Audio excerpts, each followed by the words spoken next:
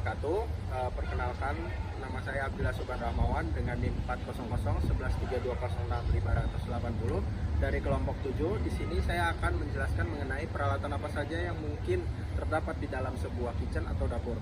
Yang pertama, terdapat potato peeler yang dimana fungsinya itu untuk membuat kentang atau kentang sayur itu terpisah dari kulitnya, yang dimana bentuknya itu menjadi lebih presisi dan mudah untuk dikonsumsi.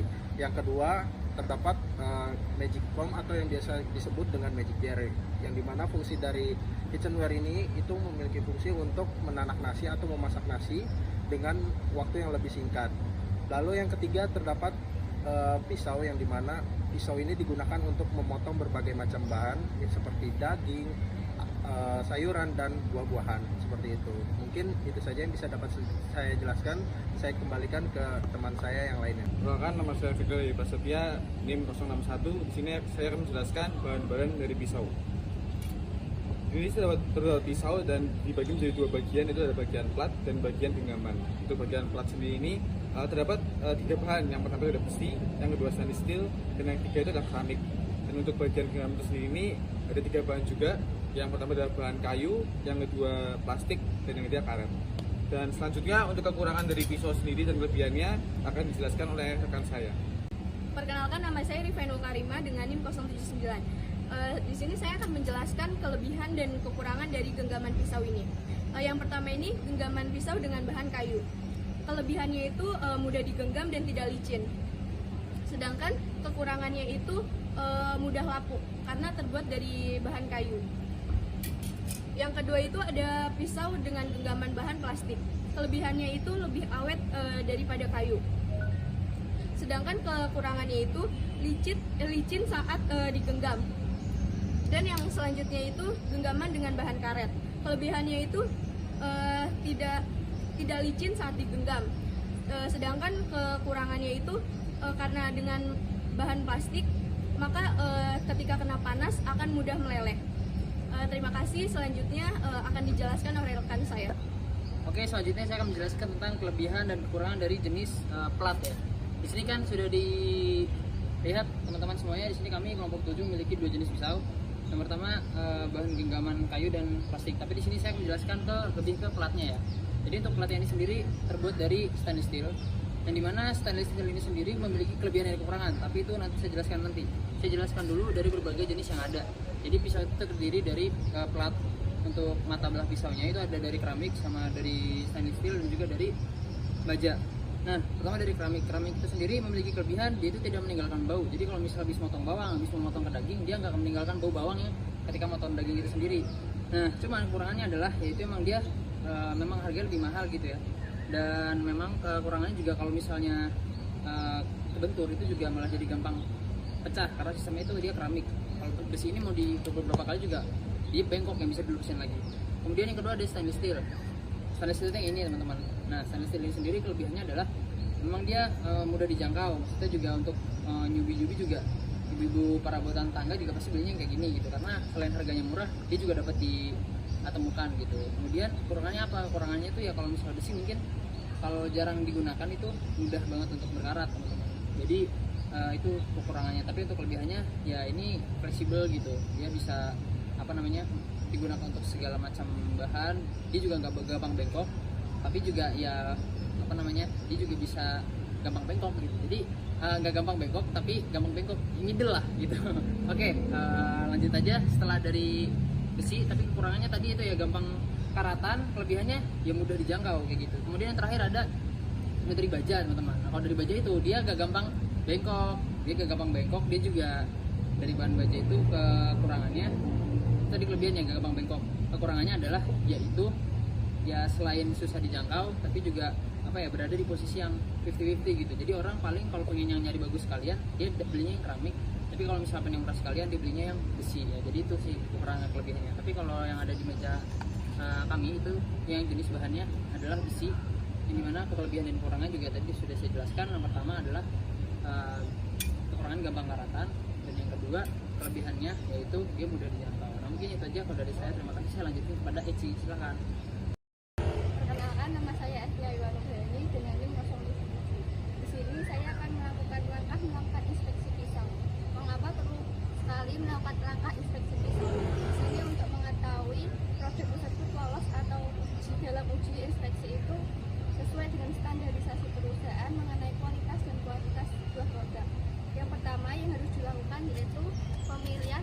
menemukan dan memeriksa bahan baku yang akan digunakan. Bahan baku di sini dapat dari gagang itu dengan plastik, karet, dan kayu. Untuk bagian platnya dapat menggunakan stainless steel, baja, dan lain sebagainya. Pada dua produk yang saya ini itu platnya menggunakan stainless steel dan gagangnya menggunakan kayu. Dan produk yang kedua, gagangnya menggunakan plastik, platnya menggunakan stainless steel.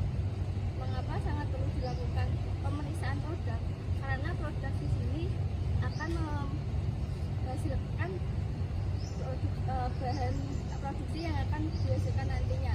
Akan maksimal atau tidaknya itu mempengaruhi pada bahan baku yang ditentukan. Yang kedua yaitu ada pemilihan sampel, pemeriksaan sampel di sini dengan dua produk yang seperti saya jelaskan. Yang ketiga yaitu ada pemeriksaan pada pemotongan dan pengelasan. Pada pemotongan sendiri itu ada standarisasi dari pisau, baik pada pisau pemotongan buat buah atau buat multifungsi atau buat perdagingan dan lain sebagainya. Dan di sini adalah pisau yang dibuat untuk perdagingan. Jadi dari platnya itu berukuran lebih besar atau lebih lebar dengan gagangnya menggunakan kayu untuk lebih kuat dalam pemotongan.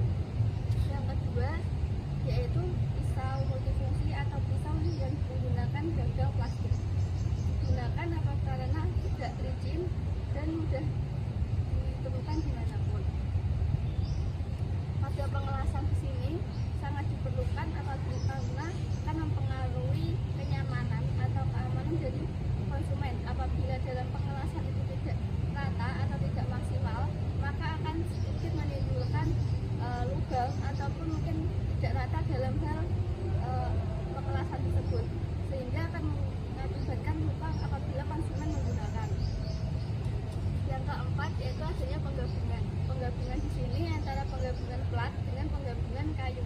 Dari penggabungan ini, apabila pada pisau kayu ini terdapat dua lubang untuk penggabungan, yaitu dengan menggunakan paku dan digabung sama. Namun apabila kelemahan dari pisau ini, apabila menggunakan kayu itu kadang mengalami tidak kuat sehingga sering mengalami patah.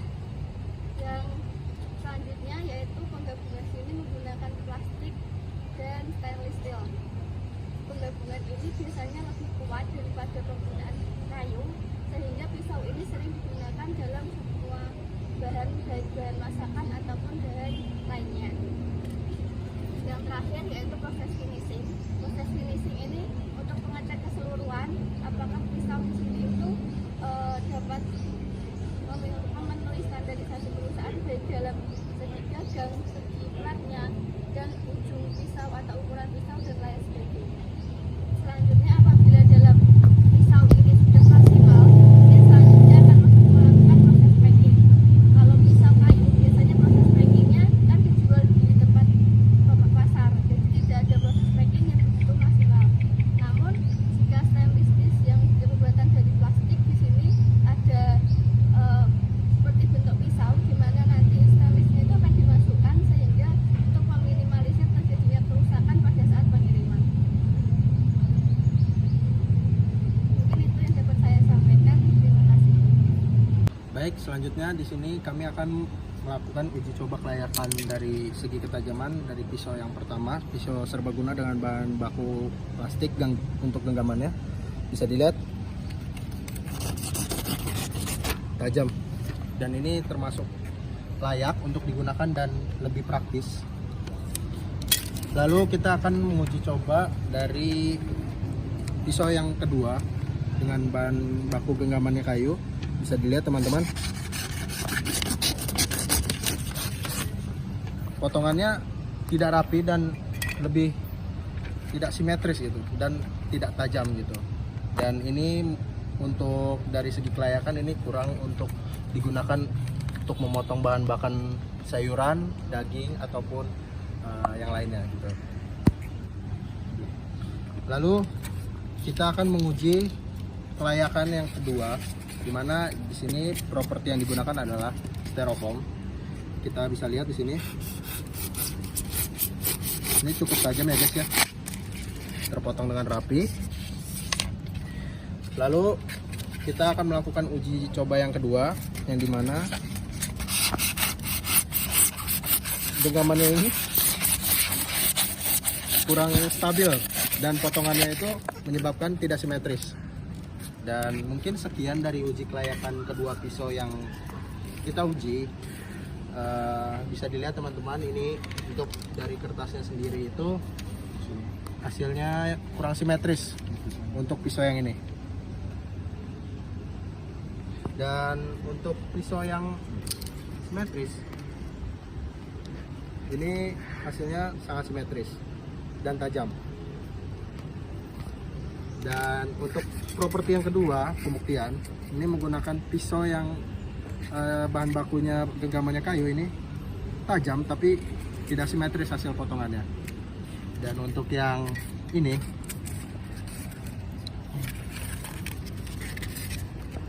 untuk selanjutnya kita akan mempresentasikan terkait dengan hasil potongan dari kedua pisau.